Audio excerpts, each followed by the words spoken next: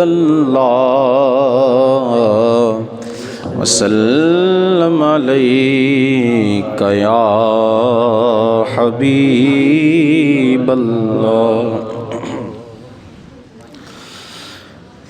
زمین و زمان تمہارے لیے، مکین و مکان تمہارے لیے، زمین و زمان تمہارے لیے، مکین و مکان تمہارے لیے، زمین و زمان تمہارے لیے، مکین و مکان تمہارے لیے، چنین و چنا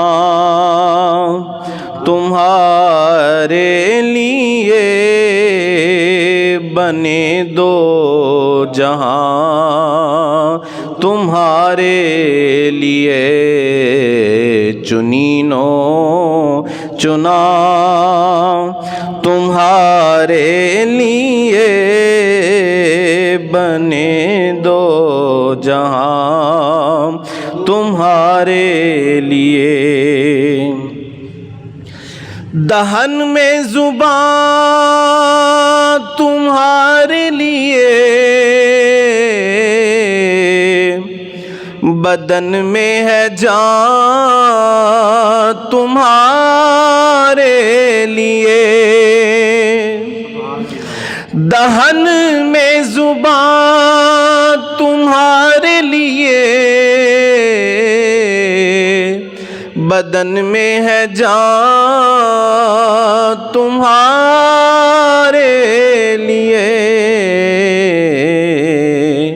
ہم آئے یہاں تمہارے لیے، اٹھیں بھی وہاں تمہارے لیے، آقا ہم آئے یہاں تمہارے لیے، اٹھیں بھی وہاں تمہارے لیے، خلیل و نجی مسیح و صفی، سبھی سے کہیں بھی بنی، خلیل و نجی مسیح و صفی، سبھی سے کہیں بھی بنی، یہ بے خبری کہ خلق پھری کہاں سے کہاں تمہارے لیے۔ حدیث پاک کا مفہوم ہے، قیامت کے دن کا منظر حضور نے بیان کیا اور کہا کہ اس دن کوئی کسی کے کام نہیں آیا، حتیٰ کہ نبی بھی اس دن سفارش کرنے سے منع کر دیں گے، لوگ پریشان ہوں گے، 50,000 سال کا دن ہوگا اور 25,000 سال ایسے ہی کھڑے کھڑے گزر جائیں گے، حساب و کتاب ہی شروع نہیں کیا جائے گا، سوا نیزے پر سورج گرمی برسائے گا اور تانبے کی زمین ہے، اور اپنے پسینے میں لوگ ڈبکیاں کھا رہے ہوں گے، 25,000 سال گزر جائیں گے اور حساب ہی شروع نہیں کیا جائے گا۔ اب سارے لوگ اکٹھے ہو کر آدم علیہ السلام کے پاس جائیں گے اور ان سے کہیں گے کہ آپ رب کی بارگاہ میں سفارش کریں کہ حساب تو شروع کیا جائے، حساب کے بعد کا معاملہ تو ابھی دور ہے کہ نیکیاں ہوں گی تو جنت ملے گی، گناہ ہوں گے تو جہنم جائیں گے، وہ الگ معاملہ ہے، ابھی تو حساب ہی شروع نہیں ہوا۔ آدم علیہ السلام کے پاس جائیں گے، آدم علیہ السلام کہیں گے اور کسی کو ڈھونڈو، آج اور کسی کی سفارش تلاش کرو، میں سفارش نہیں کروں گا۔ وہ آدم علیہ السلام سے چلتے چلتے چلتے عیسیٰ علیہ السلام تک، ہر ایک نبی کے پاس سب جائیں گے، لیکن اس دن سب کے سب سفارش کرنے سے منع کر دیں گے، اور آخر میں حضور کے پاس آن پہنچیں گے، سرکار کے پاس آئیں گے کہ آپ اپنی ہماری سفارش کیجئے۔ حضور منع نہیں کریں گے بلکہ سجدہ ریز ہو جائیں گے رب کی بارگاہ میں۔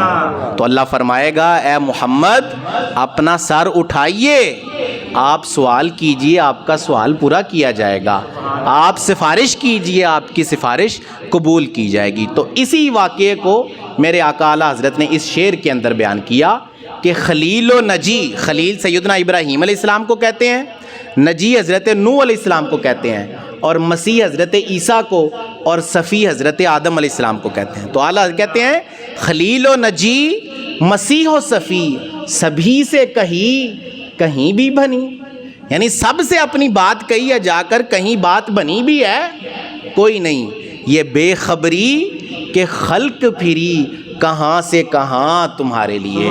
آدم علیہ السلام سے لے کر عیسیٰ علیہ السلام تک خلق گئی ہے صرف آپ کے پاس آنے کے لیے۔ تو اسی کو میرے آقا اعلیٰ حضرت نے اس شعر کے اندر بیان کیا ہے۔ آج کی جو رات ہم یہاں بیٹھے ہیں یہ معراج پاک مصطفیٰ کے حوالے سے جو پچھلی رات گزر چکی ہے، تو شعر دوبارہ پڑھ دوں۔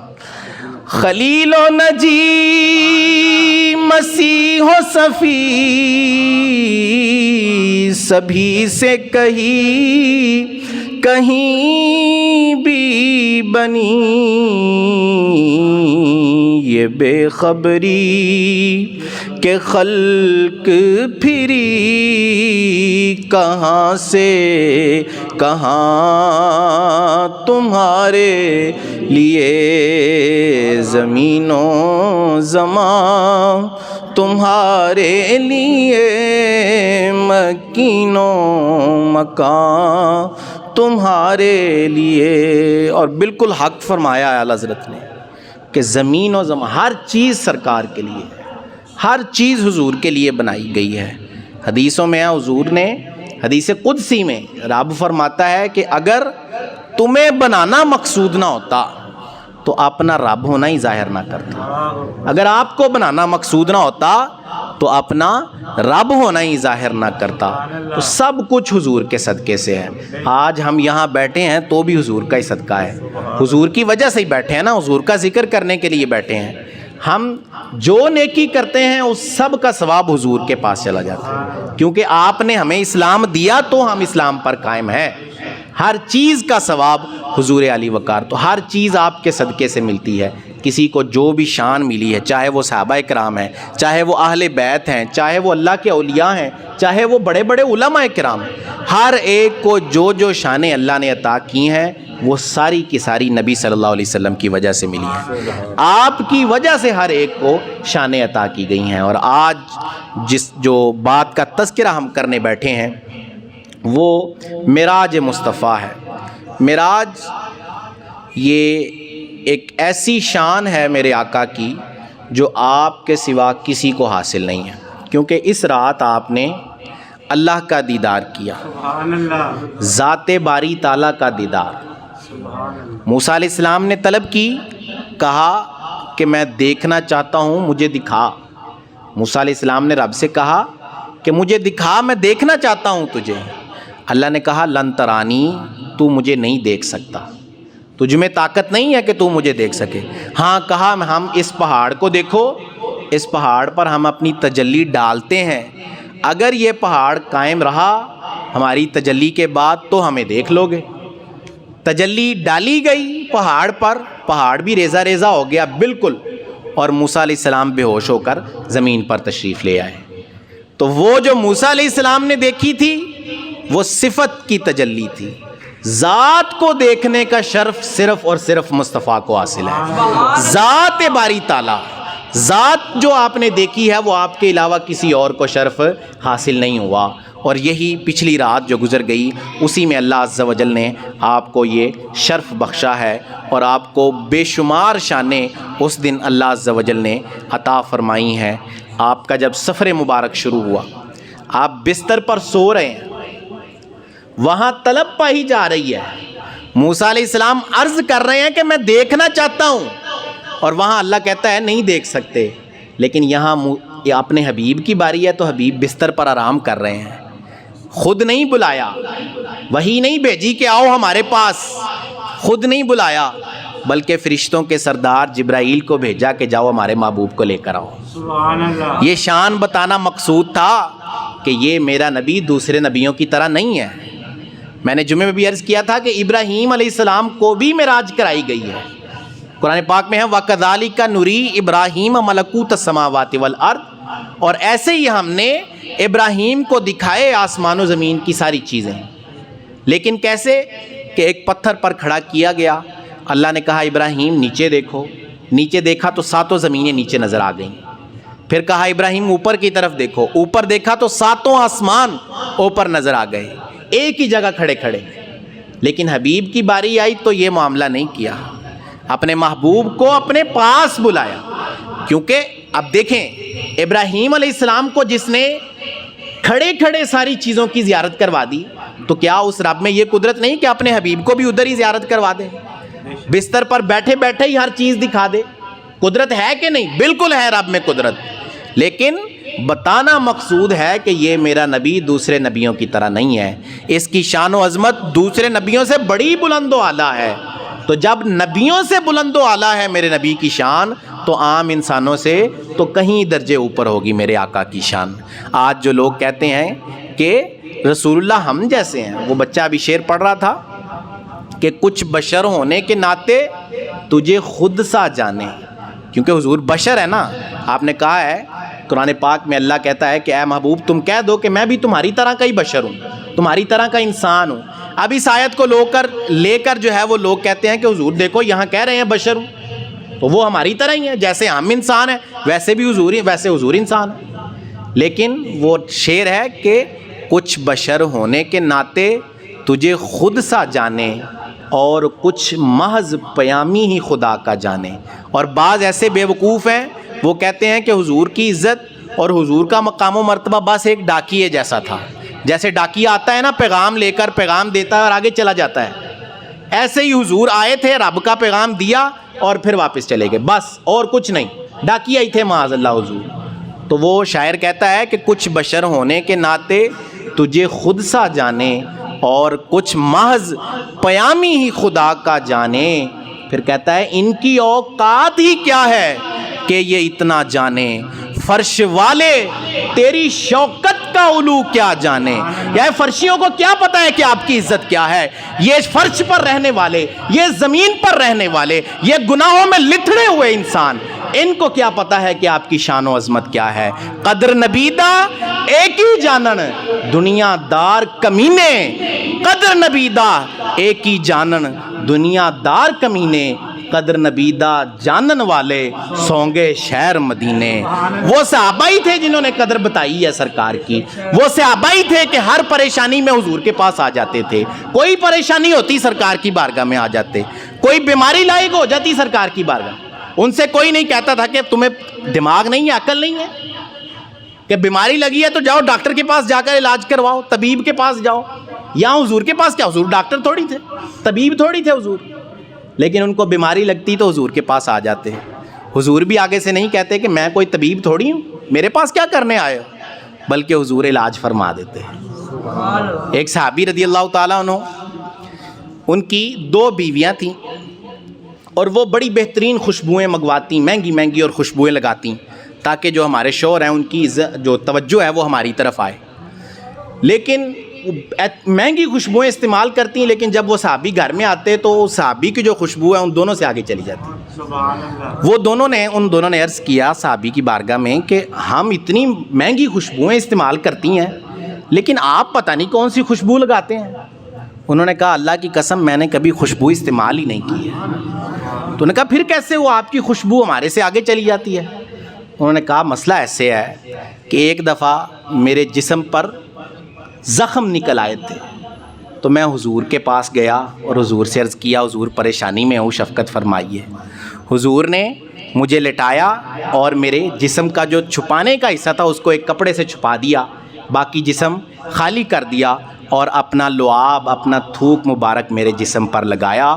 وہ میری بیماری بھی ٹھیک ہو گئی اور اس کے بعد سے میرے جسم سے خوشبو آنا شروع ہو گئی ہے، اور کوئی خوشبو دنیا کی اس خوشبو کا مقابلہ نہیں کر سکتی ہے۔ صحابہ نے قدر کر کے بتائی ہے، صحابہ نے بتایا ہے کہ کیسے نبی کی قدر کی جاتی ہے۔ بدر میں ایک صحابی کی تلوار ٹوٹ گئی تو وہ حضور کے پاس آ گئے، حضور نے ان کو کھجور کا ایک تنا، کھجور کی ایک شاخ جو تھی وہ پکڑا دی اور کہا جاؤ اس سے لڑو۔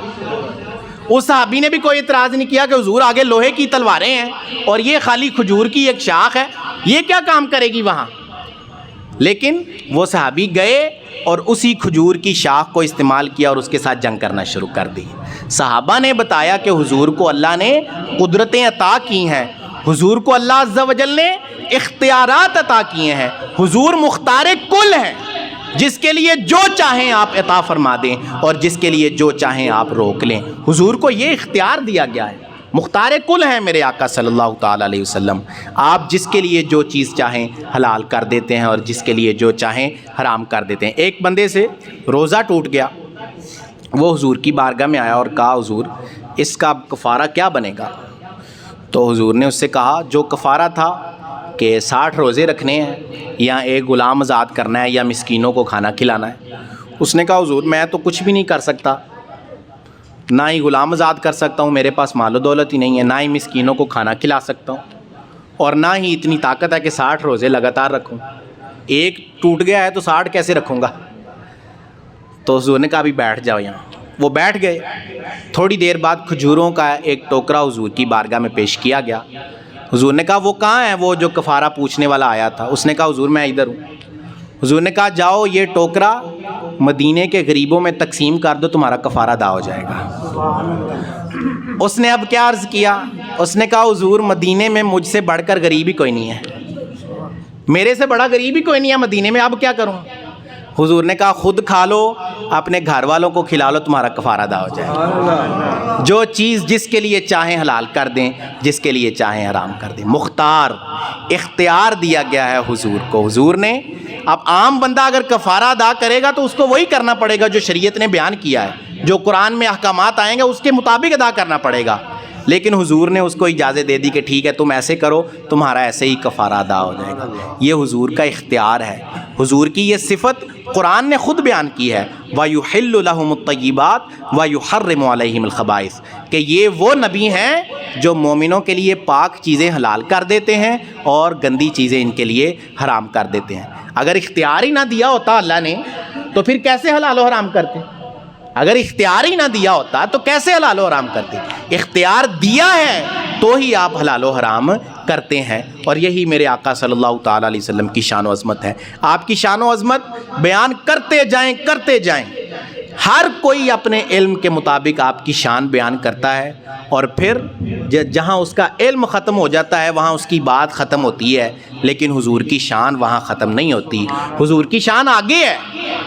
سیدی اعلیٰ حضرت کہتے ہیں کہ امام سیوطی رحمۃ اللہ تعالیٰ علیہ بہت بڑے حدیث کے امام ہیں، ان کی ایک کتاب ہے الخصائص الکبریٰ نام کی، اس میں انہوں نے خصوصیتیں حضور کی جو خاص چیزیں تھیں ان کا تذکرہ کیا، اور 250 چیزیں وہ لکھی کتاب کے اندر۔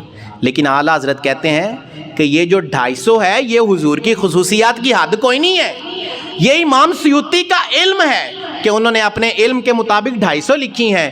امام سیوطی سے زیادہ بڑے عالم حضور کی زیادہ خصوصیات کو جانتے ہیں، اور پھر ان عالموں سے بڑھ کر صحابہ حضور کی خصوصیات کو جانتے ہیں، اور صحابہ سے بڑھ کر حضور خود اپنی خصوصیات کو جانتے ہیں، کیونکہ حضور نے خود کہا، ایک دفعہ حضور نے صوم وصال رکھنا شروع کیا۔ صوم وصال کہتے ہیں کہ اس میں لگاتار روزہ چلتا رہتا ہے، افطاری نہیں کی جاتی نہ سحری کی جاتی ہے، بس روزہ چل رہا ہے اور چلتا ہی جا رہا ہے، اس کو کہتے ہیں صوم وصال۔ حضور نے رکھنا شروع کیا تو صحابہ کرام نے حضور کو دیکھا تو انہوں نے بھی رکھنا شروع کر دیا۔ اب صحابہ کرام تو عام انسان ہیں، حضور کے مرتبے کو تو نہیں پہنچ سکتے، تو کمزور ہو گئے، کیونکہ نہ کھانا پینا ہے، ڈائریکٹ روزہ چل رہا ہے، کمزوری آ گئی۔ حضور نے ان سے پوچھا کہ یہ کیا ہو گیا تم کو؟ تو انہوں نے عرض کی حضور ہم نے آپ کو دیکھا تھا آپ ایسے روزہ رکھ رہے تھے، ہم نے بھی رکھنا شروع کر دیا۔ تو حضور نے آگے سے کیا کہا؟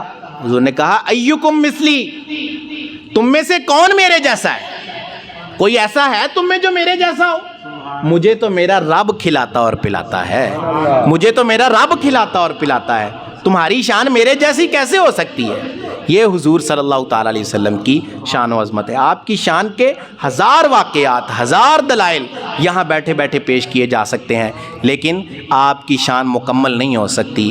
آپ کی شان کا ایک باب بھی پورا نہیں ہو سکتا۔ وہ کیا بہترین کہا شاعر نے کہ زندگیاں ختم ہوئیں اور قلم ٹوٹ گئے، زندگیاں ختم ہوئیں اور قلم ٹوٹ گئے، پر تیرے اوصاف کا ایک باب بھی پورا نہ ہوا۔ حضور کے اوصاف، حضور کی شانیں، اتنی شانیں اللہ نے عطا کی ہیں، اور انہی شانوں میں سے ایک شان یہی معراج کا معجزہ ہے، اور یہی دیدار الہی ہے جو حضور نے یہاں اس رات کیا۔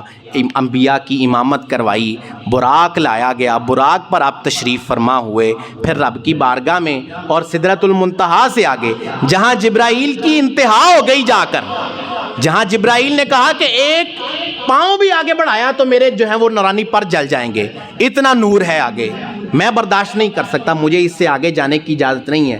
اور جبرائیل فرشتے ہیں، فرشتوں کے سردار ہیں، وہ کہہ رہے ہیں کہ اب اس سے آگے میری حد نہیں ہے، میں بس یہیں تک آ سکتا ہوں، آگے نہیں جا سکتا۔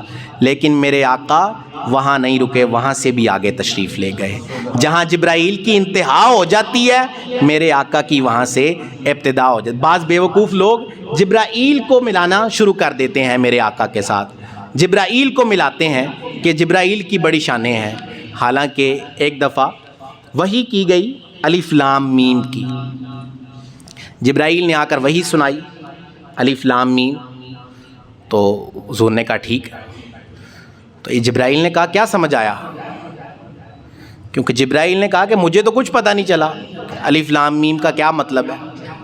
انہوں نے جب وحی سنائی، حضور نے کہا ٹھیک ہے پتہ چل گیا۔ تو جبرائیل نے کہا کہ کیا پتہ چلا؟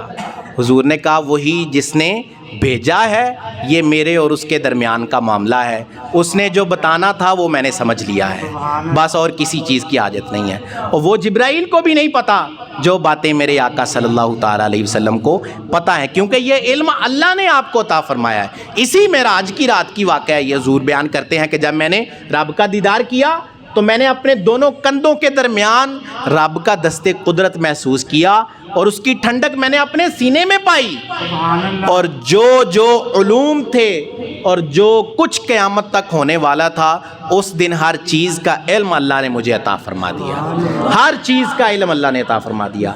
آپ کے علم کی بھی کوئی حد نہیں ہے، آپ کے اوصاف کی بھی کوئی حد نہیں ہے، آپ کی شانوں کی کوئی حد نہیں ہے۔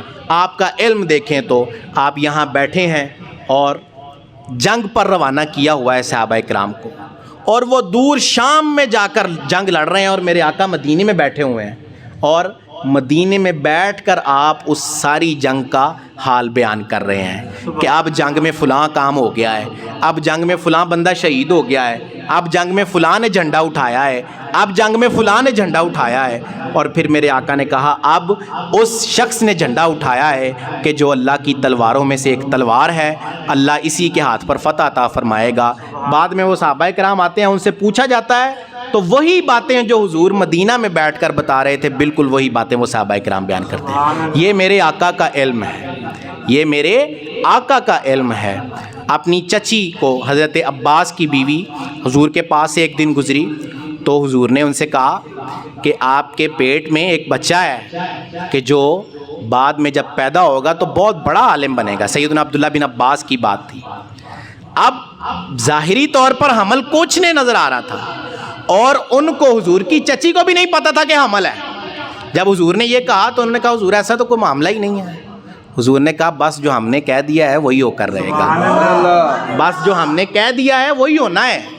بعد میں وہی ہوا کہ سیدنا عبداللہ بن عباس کی پیدائش ہوئی، اور پہلے مفسر سیدنا عبداللہ بن عباس بنے۔ قرآن کی پہلی تفسیر جنہوں نے کی وہ سیدنا عبداللہ بن، یہ حضور کا علم ہے، یہ وہ علم ہے جو اللہ عز و جل نے حضور کو عطا فرمایا۔ آپ کی شان بیان کریں تو انتہا تک پہنچ جائیں گے، لیکن شان بیان نہیں کی جا سکتی۔ آپ کے علم کا مقام و مرتبہ بیان کرنے بیٹھے تو واقعات ڈھیر لگ جائے گا، لیکن حضور کی شان ختم نہیں ہوگی۔ آپ کے اوصاف بیان کرتے رہیں، آپ کی خصوصیات بیان کرتے رہیں، آپ کے اختیارات کو واضح کرتے رہیں، تو ٹائم ختم ہو جائے گا، قیامت آ جائے گی، لیکن میرے آقا کے اوصاف ختم نہیں ہوں گے، میرے آقا کی شان و عظمت ختم نہیں ہوگی، کیونکہ جس کی شان و عظمت خود رب بیان کرتا ہے اس کی شان کون بیان کر سکتا ہے۔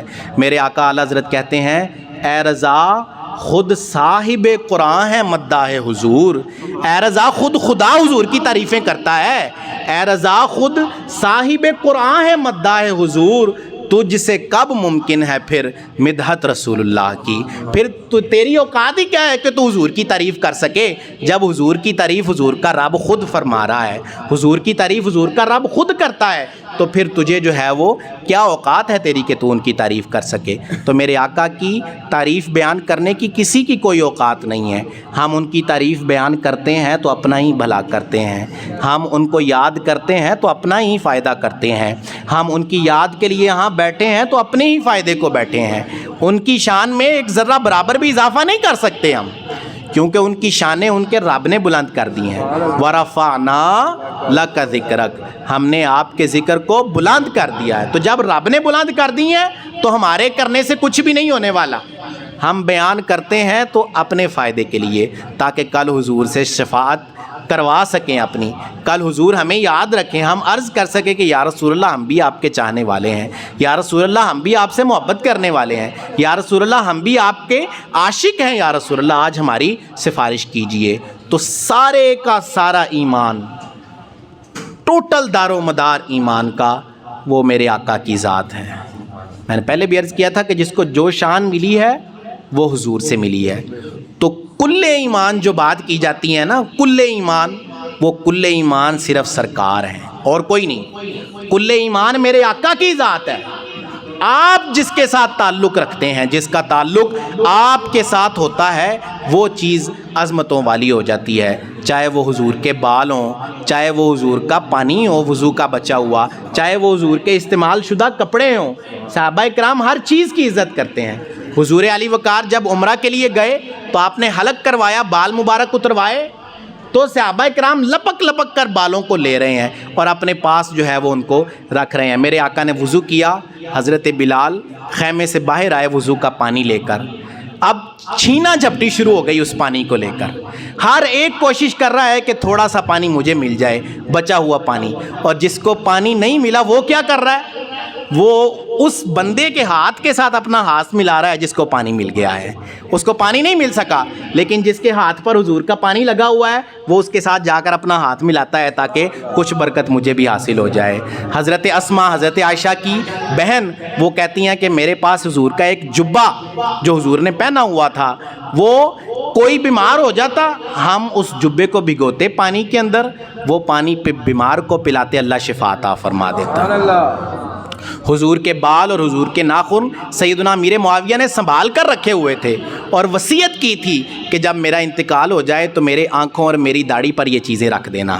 صحابہ کرام تو برکتیں لیتے ہیں حضور کی ہر چیز سے۔ ایک دفعہ حضور نے بہترین جبہ آپ کو دیا گیا، آپ نے وہ پہنا اور آپ کو بڑا ہی پسند آیا وہ۔ آپ صحابہ میں آئے اور صحابہ سے اس جبے کی تعریف کرنے لگے کہ دیکھو یہ کتنا اچھا ہے، اس کا کپڑا کتنا بہترین ہے، اس کی سلائی کتنی اچھی کی گئی ہے۔ تو اسی صحابہ کے مجمع میں سے ایک صحابی کھڑے ہوئے اور انہوں نے کہا حضور یہ جبہ مجھے دے دیں۔ حضور نے منع نہیں کیا، نہیں سنتا ہی نہیں مانگنے والا تیرا، واہ کیا جود و کرم ہے شہ بطحا تیرا، نہیں سنتا ہی نہیں مانگنے والا تیرا۔ اس نے کہا، حالانکہ حضور کو بڑا پسند تھا وہ، اس نے کہا حضور مجھے دے دے۔ حضور نے اسی وقت وہ اس کو دیا اور اپنا پرانا جبہ پہن لیا۔ صحابہ نے اس صحابی کو کہا کہ یار تمہیں پتہ ہے کہ حضور کو پسند آیا تھا یہ، تو تمہیں نہیں مانگنا چاہیے تھا، اور تمہیں یہ بھی پتہ ہے کہ حضور منع نہیں کرتے مانگنے والے کو۔ اس نے کہا میں نے کوئی پہننے کے لیے نہیں مانگا، یہ میں نے اس لیے مانگا ہے تاکہ اسی میں میرا کفن کر دیا جائے، اسی میں مجھے جو ہے وہ کفن دیا جائے، بس اس کی برکت حاصل کرنے کے لیے میں نے حضور سے مانگا ہے، اور کوئی جو ہے وہ میرا مقصد نہیں ہے۔ تو ہر چیز جس کا تعلق حضور کے ساتھ ہو جائے وہ چیز شان و عظمت والی ہے، چاہے وہ انسان ہے کہ صحابہ کا تعلق حضور کے ساتھ ہوا، اللہ نے شان عطا فرما دی، اہل بیت کا تعلق حضور کے ساتھ ہوا، اللہ نے شان عطا فرما دی، چاہے وہ چیزیں ہوں کہ حضور کے بال ہوں، حضور کے کپڑے ہوں، حضور کے ناخن ہوں، ہر چیز جس کا تعلق میرے آقا کے ساتھ۔ تو کل ایمان آقا کی ذات ہے۔ کل ایمان کیا ہے جی؟ آقا کی ذات ہے اور کوئی کل ایمان نہیں ہے، کل ایمان میرے آقا کی ذات ہے، اور باقیوں کو بھی جو ہم مانتے ہیں وہ حضور کی وجہ سے ہی مانتے ہیں۔